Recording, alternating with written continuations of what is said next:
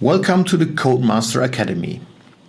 I'd like to present you a new feature referring to the block name or the type of block name, which has been already implemented into our latest version of software, both usable on the web UI as well as on the Flex. In the first step, I'd like to show you how to use this and handle this in the web UI. So let's switch over to the web UI. So by using your username and your password, you will be able to log in. And when creating a new block,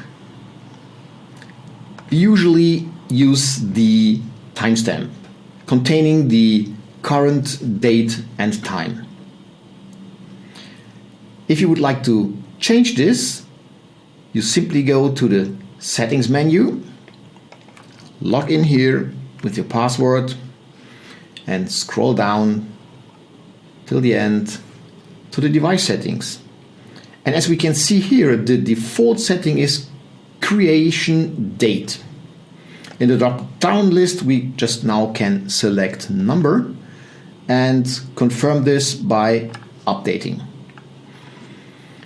So when we just now go back to the applications and create a new block, instead of the timestamp, we just now have here a number.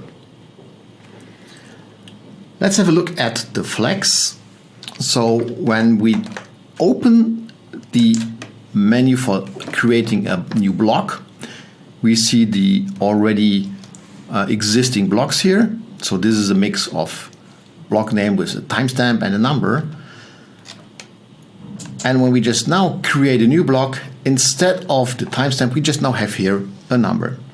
So when you would like to undo this or reverse that, simply go back to the settings, and as we did it before, scroll down to the device settings and change in the drop-down list here creation date. Don't forget to update. And now when we open again the block menu in the Flex and we just create a new block, instead of the number, we just now have here the timestamp again. So I think this is very easy to use, and I hope this is a helpful feature for you.